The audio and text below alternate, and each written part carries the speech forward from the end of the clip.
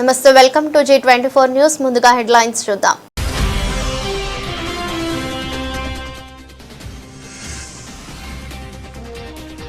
హైదరాబాద్ చిన్నపిల్లల కిడ్నాప్, 5గురు రక్షించిన పోలీసులు.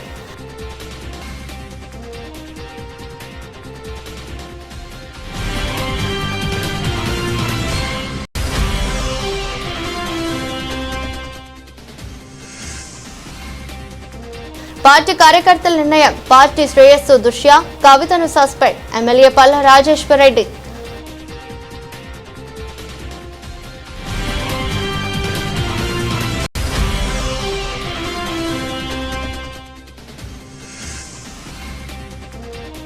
కాంగ్రెస్ ప్రభుత్వ పాలనలో రైతులకు ఆగని యూరియా కష్టాలు, చెంటి బిడ్డలతో పడి కాపులు కాస్తున్న రైతులు.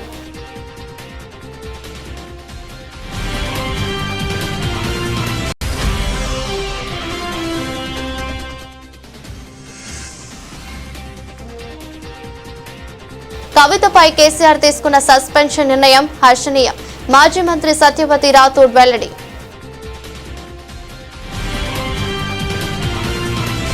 హైదరాబాద్ చందానగర్ లో బాలల కిడ్నాప్ ముఠాను పోలీసులు ఈరోజు అరెస్ట్ చేసిన విషయం తెలిసిందే. ఈ గ్యాంగ్ 5 ఏళ్లుగా చిన్నారులను కిడ్నాప్ చేసి అమ్ముతున్నట్లు దర్యాప్తులో బయటపడిందని పోలీసులు తెలిపారు. 26న లింగంపల్లిలో 4 ఏళ్ల అఖిల్ ను కిడ్నాప్ చేయడంతో ముఠా గుట్టురట్టయిందన్నారు. ఈ ముఠా కిడ్నాప్ చేసిన 5గురు చిన్నారులను రక్షించామని చెప్పారు. దగ్గర ఉన్న ఒక ఇంటి నుంచి ఒక 4 సంవత్సరాల ఓల్డ్ అఖిల్ అనే ఒక పిల్లగాడిని కిడ్నాప్ చేయడం జరిగింది. ఆ తల్లిదండ్రులు ఇద్దరు వచ్చేసి మా పోలీస్ స్టేషన్లో దర్యాప్తు చేయడం జరిగింది. తర్వాత దానిపైన ఇన్వెస్టిగేషన్ చేయగా ఈ ఒక 4గురిది టీం ఉన్న ఒక మూట మనకు దొరికారు. చిలుకూరి రాజు పటాన్ చెరువు నేటివ్, ఇతను ఒక ఆయుర్వేదిక్ షాప్ అక్కడ ఉంది, అక్కడ మెడిసిన్స్ అని అమ్ముతూ ఉంటాడు. ఇతను తర్వాత ఇతనితో పాటు మొహమ్మద్ ఆరిఫ్, ఇతను కూడా పటాన్ చెరువులో ఉంటాడు, vegetable vendor. Mohammed Asif and వీళ్ళిద్దరు కలిపి ఈ పిల్లల్ని మిసెస్ రిజ్వానా అని సిద్దిపేటలో ఒక నర్సింగ్ హోమ్ ఉంది, BAMS ఆన్లైన్లో ఢిల్లీ యూనివర్సిటీ చేసినట్టు ఆమె చెప్తుంది. ఫర్దర్ వెరిఫికేషన్ చేస్తున్నాము. ఈమె అమ్మేసి అక్కడి నుంచి పిల్లలు లేని ఫాదర్ మదర్కి అమ్మడం జరుగుతుంది. దీంతో పాటు నరసింహారెడ్డి అనే అతను కూడా ఈ చిలుకూరి రాజుతో పాటు ఈ నేరల్లో పాల్గొన్నాడు. ఇట్లా ఈ మూటాన్ని మనం పట్టుకున్నాక 6 పిల్లల్ని మనం రెస్క్యూ చేయడం జరిగింది. అఖిల్ 5 years, అరుణ్ 2 years, అమ్ములు 8 months, Lasya 5 years, Advik 2 years, Priya 1 year. వీళ్ళందరినీ కూడా దాదాపు ఒక 5 years నుంచి వీళ్ళు ఇదే పనులు చేసుకుంటూ వస్తున్నారు. ఆల్రెడీ 2 కేసెస్, ఈ 6 పిల్లల్లో 2 మిస్సింగ్ కేసు ఆల్రెడీ మన ఏరియాలో దర్యాప్తు అయినాయి. ఇంకొకటి కేసు కూడా లింగంపల్లిలో చేశారు, కానీ ఆ పేరెంట్స్ రిపోర్ట్ చేయలేదు. ఇంకొకటి కాచిగూడ రైల్వే స్టేషన్స్లో పట్టుకున్నారు.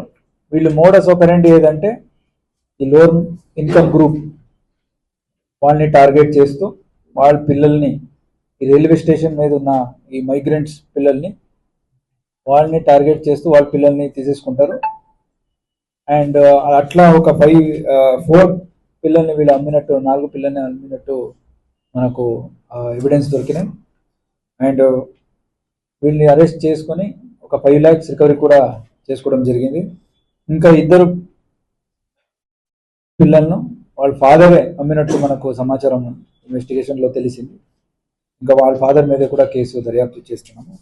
ఇట్లా ఈ 4 మూట లాస్ట్ 5 years నుంచి ఈ 6 పీపుల్ని చేసుకున్నట్టు ఆధారం ఉన్నాయి. అలాగే మీ మిసెస్ రిజ్వానా నర్సింగ్ హోమ్లో ఇంకా ఎన్ని చేశారో దాని మీద కూడా సపరేట్ టీంలో పెట్టి ఇన్వెస్టిగేషన్ కూడా చేస్తున్నాము. ఈ ఎంటైర్ ఆపరేషన్స్ని మన ఏసీపీ మియాపూర్ వాళ్ళ సూపర్విజన్లో మన SHO చందానగర్ అలాగే DI చందానగర్ దగ్గర ఉండి 3 డేస్లోనే ఆ చైల్డ్ని పట్టుకొని అంటే ఫైండ్ అవుట్ చేసి ట్రేస్ చేసి ఈ మూటని పట్టుకున్నారు. ఎంటైర్ టీంని కూడా సిపి సార్ అభినందించారు. Thank you very much. Judicial commission ఏర్పాటు చేసిన తర్వాత వారిచ్చిన నివేదిక ద్వారా విషయాలను పూర్తి స్థాయిలో అధ్యయనం చేయడానికి సిబిఐకి అప్పగించామని మంత్రి శ్రీధర్ బాబు అన్నారు. నందిగామ పరిధిలోని కజ్నా శాంతి వనంలో మాట్లాడుతూ సిబిఐ దర్యాప్తుపై పూర్తి నమ్మకం ఉందని, తప్పు చేసిన వారికి శిక్ష పడుతుందన్నారు. మేము ఆనాడు రాష్ట్ర ప్రజలకు ఇచ్చిన హామీ ఒక జ్యుడిషియల్ కమిషన్ ఏర్పాటు చేస్తామని. జ్యుడిషియల్ కమిషన్ ఏర్పాటు చేసిన తర్వాత వారు ఇచ్చిన నివేదిక ద్వారా ఇంకా కూడా మరి విషయాలు పూర్తి స్థాయిలో లోతుగా అధ్యయనం చేయడానికి ఈరోజు సిబిఐకి ఇవ్వాలని ప్రభుత్వం మరి బాహటంగా బహిరంగంగా కూడా ఒక చర్చ పెట్టి అసెంబ్లీలో అందరు సభ్యులకు అవకాశం ఇచ్చి కాళేశ్వరం ప్రాజెక్టుకు సంబంధించిన అవకతవకల విషయంలో అవకాశం ఇచ్చి ఒక నిర్ణయం తీసుకున్నది. PC ఘోష్ గారి నివేదిక ఉందో మీరందరూ కూడా స్పష్టంగా మీ చేతిలో కూడా ఉంది.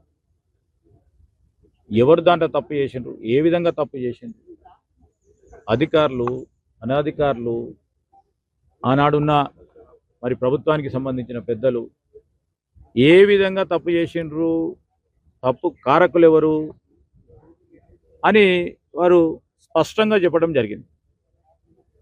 ఆనాడు ఇప్పుడు వారు మాట్లాడుతూ ఉన్నారే ఏ పార్టీలో ఉండే, ఈరోజు ఏ పార్టీలో ఉన్నారు, వారందరి సంబంధించిన అంశం అది. ఇప్పుడు సిబిఐ ఎంక్వైరీ అయింది కనుక మేము పూర్తి స్థాయిలో నమ్మకం ఉంది, విచారణ పూర్తి స్థాయిలో జరుగుతుందని, ఖచ్చితంగా జరుగుతుందని, తప్పకుండా దోషులు కఠినంగా శిక్షిస్తుందని. నెల రోజుల నుండి తిరుగుతుంటే ఒక్క యూరియా బస్తా దొరకడం లేదు. పంట పండకపోతే రేవంత్ రెడ్డి దినం చేయాలి. ఒక్క కట్ట కూడా ఇవ్వకపోతే మేము ఎలా బ్రతకాలి? యూరియా దొరక్క ఉరివేసుకుని సచ్చే పరిస్థితి రైతుకు వచ్చిందన్నారు. నెల కానుంచి ఇదే తిరుగుడు, అందరికి ఇస్తారు, లైన్ కట్టుకొని అందరికి చేస్తారు. వెనక ఉన్న వాళ్ళకు పోరి పోరి పోరి అనుకుంటా గెదముకుంటారు. ఇప్పుడు నెల అయింది సార్, ఒక్క బస్తా కూడా తీసుకోపోలేదు. ఒక్క బస్తా కూడా తీసుకోపోలేదు. 4 ఎకరాల మొక్కజొన్నలు వేసిన సార్, ఒక్క కట్ట కూడా తీసుకోపోలేదు సార్. నేను పండపోతే ఇక రేవంత్ రెడ్డి దినం చేయాలి అంతే. పండకుండా దినం చేయాలి. మాకు వచ్చింది ఏం లేదు సార్. ఒక్క కట్ట కూడా రాకుంటే ఏం బతుకుతాం సార్? మేము బతకగలుగుతామా? రైతు చేసేదా ఈ నెలలనే కదా మాకు ఊరియా ఇస్తేనే బతికేది. గవర్నమెంట్ వాళ్ళు ఏమంటారు అంటే మీరు రోడ్ల మీద కానీ ఇట్లా బస్సాల కోసం మీరు వచ్చిరని అంటారు, వాళ్ళేమో రాజకీయం కోసం వచ్చిర్రు అంటున్నారు. వాళ్ళు దేనికోసం వచ్చారో కానీ రాజకీయం కోసం తింటారు సార్. ఎట్లా ఉందమ్మా మార్పు అన్నారు మార్పు రేవంత్ రెడ్డి వల్ల ఏ మార్పు లేదు. నెల రోజుల నుంచి తిరుగుతానా ఏ మార్పు వచ్చింది? ఒక 2 కట్టలు ఊరియా వచ్చిందా రైతుకి? రైతుకు 2 కట్టలు ఊరియా వస్తే రైతుకు మార్పు వచ్చింది అంటారు. ఉన్న పంట పోతుంది, ఆడుకుంటారా సార్ జనాలు? రైతు ఆడుకో తినే పరిస్థితి ఇది. ఈ సిచ్యువేషన్ ఎట్లుందమ్మా అసలు? ఈ పరిస్థితులలో రైతు పరిస్థితి ఎట్లా ఉంది? రైతు పరిస్థితి ఉర్రి వేసుకొని చచ్చే పరిస్థితి ఉంది సార్. మందు కొట్టదారు కూడా చచ్చిపోయే పరిస్థితి ఉంది. అది మందు దాగాలనా చిలకకు పోయి చూస్తే పసుపు కలర్ ఉంది సార్, పసుపు కలర్ లో ఉంది చేదు. ఈ పరిస్థితి మళ్ళీ ఎలక్షన్ రేవంత్ రెడ్డి కోట ఎత్తారమ్మా? లేరు సార్, ఎవరు పిచ్చోళ్ళు వేస్తారు కానీ మంచిగా లేరు సార్. రాత్రి 3:30 నుండి తిండి తిప్పలు లేకుండా ఇక్కడే ఉన్నాం. ఇంట్లో అన్నం కూర వండకుండా సంసారం పిల్లలను వదిలేసి ఆడవాళ్లు వచ్చి ముందు బస్తాలు తీసుకెళ్తే పరిస్థితి వచ్చింది. పుట్టిన దగ్గర నుండి యూరియా బస్తాల కోసం నేను ఎప్పుడూ పోలేదు. రేవంత్ రెడ్డి గెలిచిన తర్వాతే మాకు ఈ పరిస్థితి వచ్చిందన్నారు.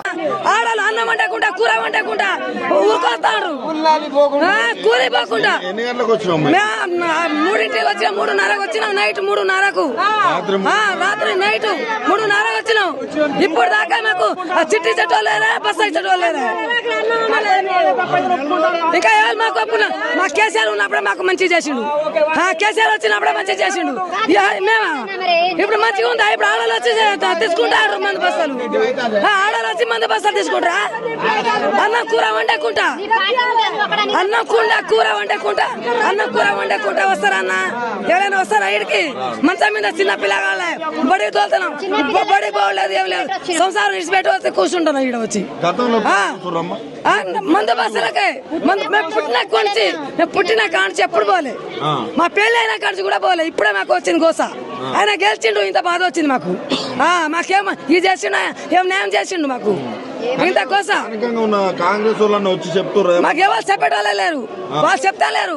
మా పార్టీ వాళ్ళు ఉరుకుతాడు, టీఆర్ఎస్ లో ఉరుకుతాడు, కానీ ఆ పార్టీ వాళ్ళు అసలు అంటలేరు. టీఆర్ఎస్ లో వస్తాడు, మరి కాంగ్రెస్ పార్టీ వాళ్ళకి ఇట్లా సీరియస్ అవుతాడు.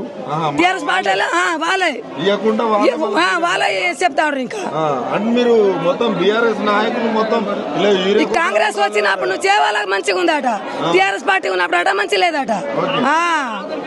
పార్టీ కార్యకర్తల నిర్ణయం. పార్టీ శ్రేయస్సు దృష్ట్యా కవితను సస్పెండ్ చేశారు. పార్టీకి వ్యతిరేకంగా ఎవరు మాట్లాడినా చర్యలు తప్పవు. పార్టీ వ్యతిరేక కార్యక్రమాలు చేపట్టినందుకే ఈ నిర్ణయం. కవిత వ్యాఖ్యల వెనుక కాంగ్రెస్ పార్టీ ఉంది. కల్వకుంట్ల కుటుంబాన్ని చీల్చాలని కాంగ్రెస్ కుట్ర చేస్తుంది. ప్రాంతీయ పార్టీలను చీల్చి వారి కుటుంబాలలో చిచ్చు పెట్టడం కాంగ్రెస్ పార్టీకి వెనతో పెట్టిన విద్య.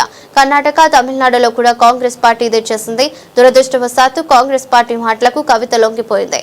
తెలంగాణ రాష్ట్ర వ్యాప్తంగా బీఆర్ఎస్ పార్టీ కార్యకర్తలందరూ కవితను సస్పెండ్ చేసి స్వాగతిస్తున్నారు.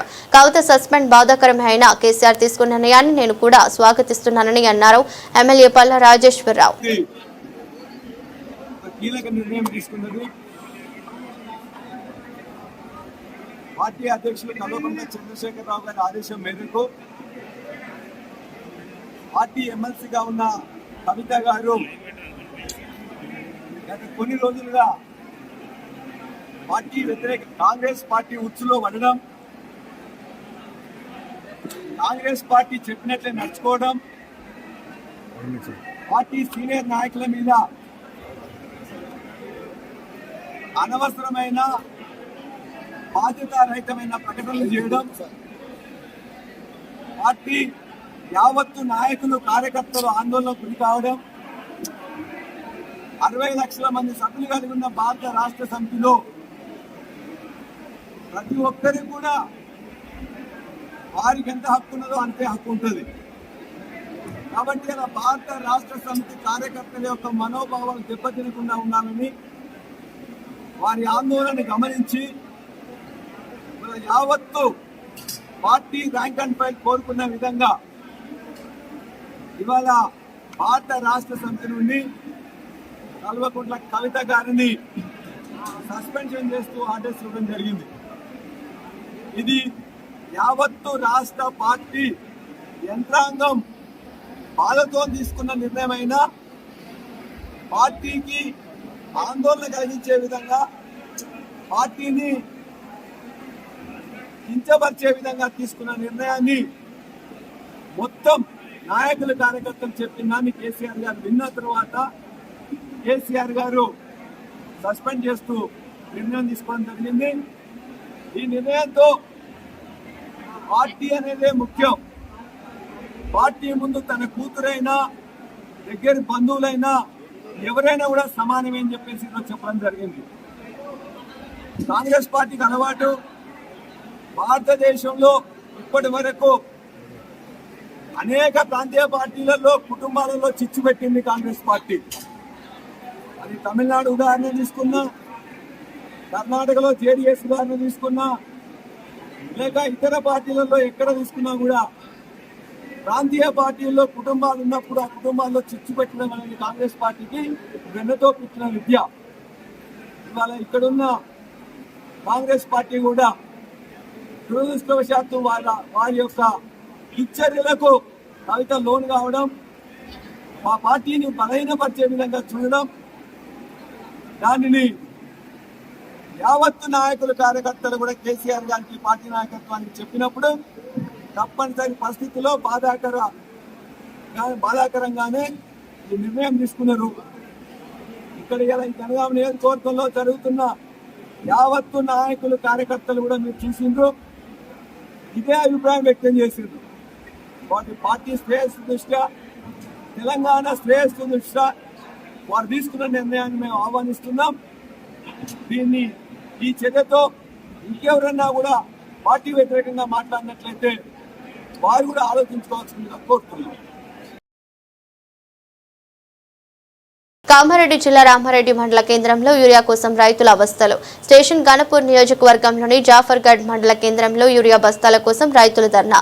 పంటలకు యూరియా అందించాల్సిన అదనంలో ప్రభుత్వం నిమ్మకు నీరెత్తినట్లుగా వ్యవహరిస్తుందని రైతుల ఆగ్రహం. మహబూబాబాద్ జిల్లా డోనకల్ నియోజకవర్గం మండలం మరిపెడ బంగ్లా వద్ద యూరియా కోసం రైతుల ఎదురుచూపులు. భూపాలపల్లి జిల్లా గణపురం PACS వద్ద యూరియా కోసం చంటి బిడ్డలతో పడి కాపులు కాస్తున్న రైతులు.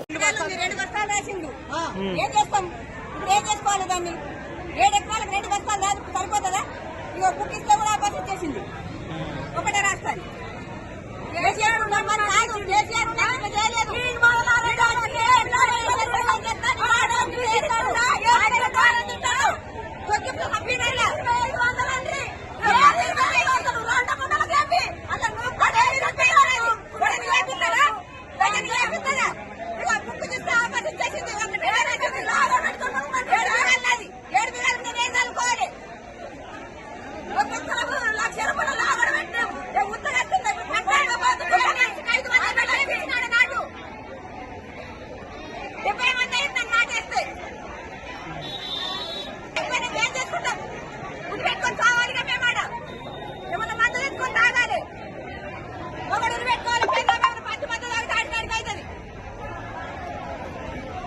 ప్రభుత్వ ఆసుపత్రుల్లో ఆరోగ్యశ్రీలో చేసుకున్న సర్జరీలకు ఇప్పటి వరకు బిల్లులు పడలేదు. అలానే ప్రభుత్వ ఆసుపత్రుల్లో తీవ్ర మందుల కొరత ఉందని సొంత ప్రభుత్వం మీద విమర్శలు చేసిన కాంగ్రెస్ ఎమ్మెల్యే మురళీ నాయక్. దామోదర రాజనరసింహ గారు అన్న మా గవర్నమెంట్ హాస్పిటల్లో ఆరోగ్యశ్రీలో చేసుకున్నటువంటి సర్జరీలకు ఇప్పటి వరకు వాళ్ళకి బిల్లులు పడలేదన్న.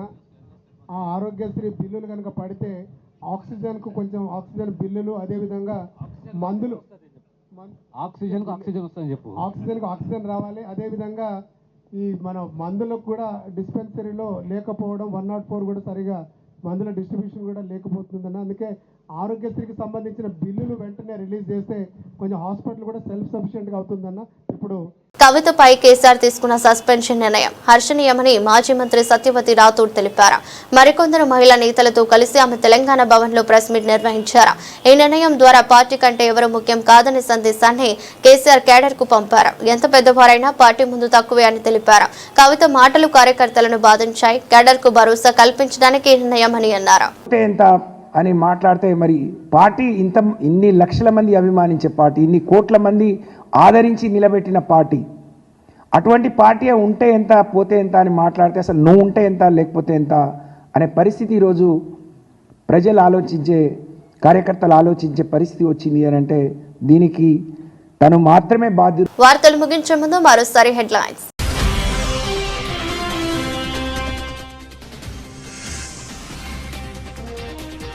హైదరాబాద్ చిన్నపిల్లల కిడ్నాప్, 5గురు రక్షించిన పోలీసులు.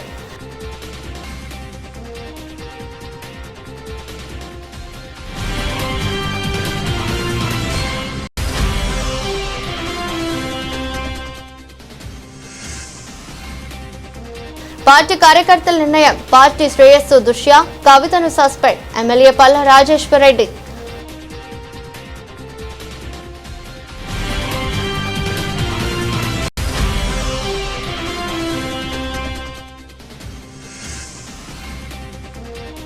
కాంగ్రెస్ ప్రభుత్వ పాలనలో రైతులకు ఆగని యూరియా కష్టాలు, చెంటి బిడ్డలతో పడి కాపులు కాస్తున్న రైతులు.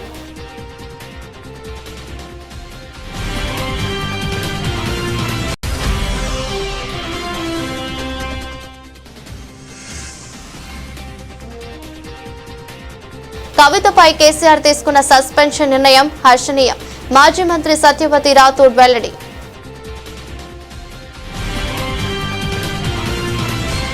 ఇదొక బులెటిన్, మరో బులెటిన్లో మళ్ళీ కలుద్దాం. అంతవరకు సెలవు, నమస్కారం.